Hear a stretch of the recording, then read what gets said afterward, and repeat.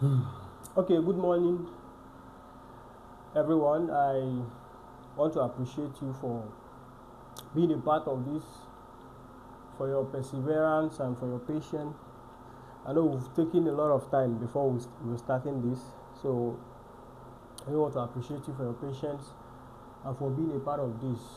Um, so, from our lesson, this is the first thing we have there. So, we'll try as much as possible to do a summary of everything to make the video very short and pass the proper information.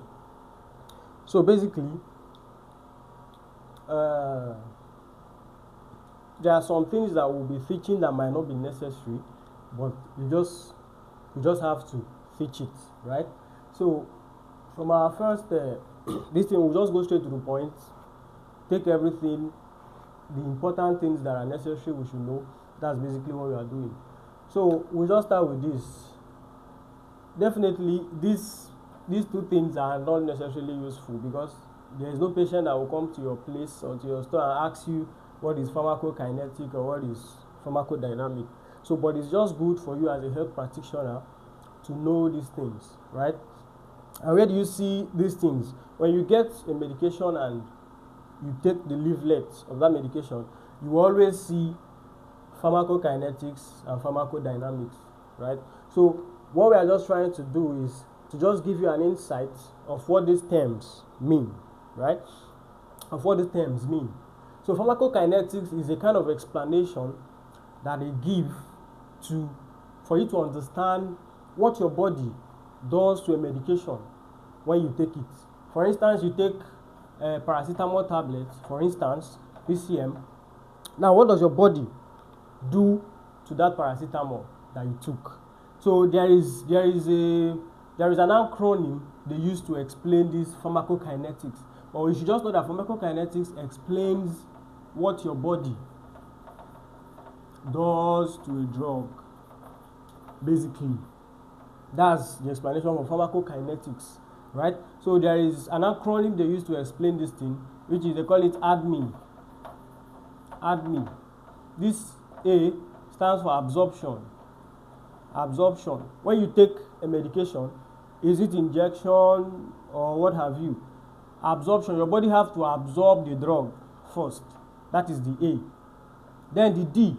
The body has to circulate this medication, which is distribution. Distribution. So the body absorbs it, then circulates the medication. Then metabolism, which is M. Metabolism is your body breaking down the medication. Is one thing to absorb, is one thing to circulate. Then metabolism is where your body uses the drug. Most medication goes through what we call hepatic metabolism. Hepatic metabolism. Hepatic means when you see anything hep or hepa, it is liver. It has to do with liver. So it's basically your liver that breaks down most of the medications that you take, which is the metabolic side of it. So it's mostly, so that's why when you see anything that has to do with liver, you say here's something like hepatic system, hepatitis. So basically, most medication, it's not just the liver that breaks down medications. So but it's most medication goes through hepatic metabolism. Then the last one is excretion. Excretion is just how your body gets rid of waste product, basically. So there are some medication your body may not use up 100% of the medications that you take. So that is just what this describes. Pharmacokinetic is what your body does to the drug. Then the second one, which is pharmacodynamics, is basically what the drug does to the body. What the drug does to the body. So when you see so this one is not really what you should know, but if you want to know it, it's still something you can learn for yourself. So basically, pharmacodynamics is it is very, it's not something you can put in a simple term as this, right? So basically, what you will see there is the medication you take acts as a signal. Then there are cells in your body that will detect these signals, known as signal receptors.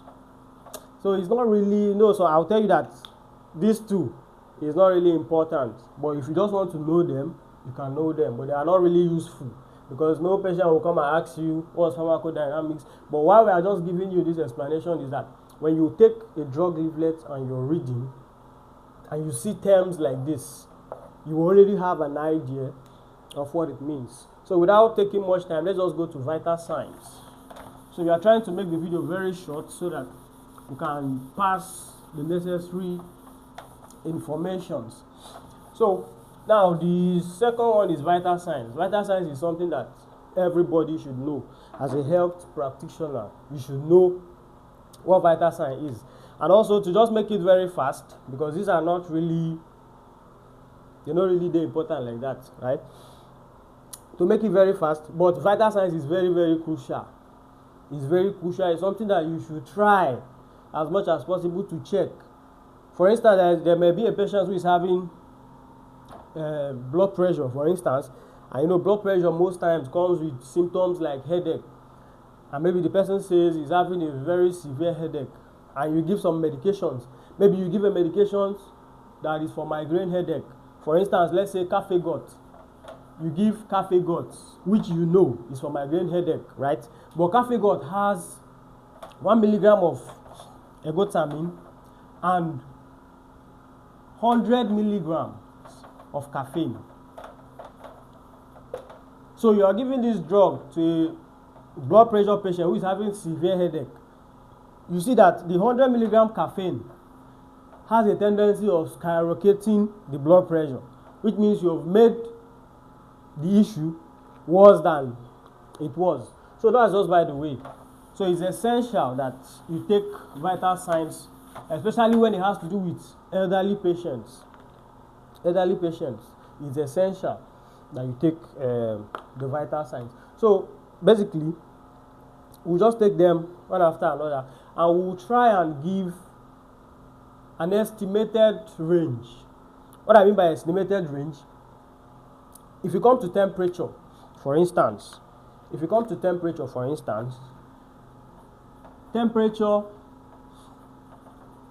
temperature differs. The site differs. Now you can check temperature in the armpits, which is the axillary, armpits, mouth, rectal, which is the anus area, and other sites, right? And there is a different range for each of these. There's a different range for each of these, right? But we'll try and give just a kind of estimated range for each of these things. Right? For temperature, a normal temperature should be around 36.5 to 37.5. This range, 36.5 to 37.5 centigrade. Right? Temperature is measured in Fahrenheit and centigrade or Celsius. Depends on what you choose to call it. So I believe we are all health medical personnel, basically. So I don't need to explain to you what temperature is. Basically, you know what temperature is already. So we are just doing these sections just to follow due process, right? You can't just go to start learning drugs without these essential parts. So temperature is a temperature of 36.5 to 37.5 is regarded as normal. Then pulse rate. Now, just as this one, we'll just be giving an estimated range. Now, for adults has a normal pulse rate of 60 to 100. Though children, like newborn, has pulse rate of 100 to about 180, which is still normal. But since you're dealing more on adults, maybe 18 years and above, so this is the normal pulse rate from 60 to 100 pulse rate. So if you want to do your own research on pulse and all that, it's at your disposal. So then respiratory. Respiratory rate, normally adults should have a respiratory rate of about 12 to 20. Respiratory rate. The respiratory rate of adults should be around 12 to 20. So respiratory is breathing, while pulse is your heartbeat. Temperature is the degree of coldness and hotness. So I just wanted to take these ones that are very easy. Then before we go to blood pressure, because blood pressure is more complex. So let me wipe this off. So we are just trying to make the video very short and pass the necessary information. So now let's get to blood pressure. So blood pressure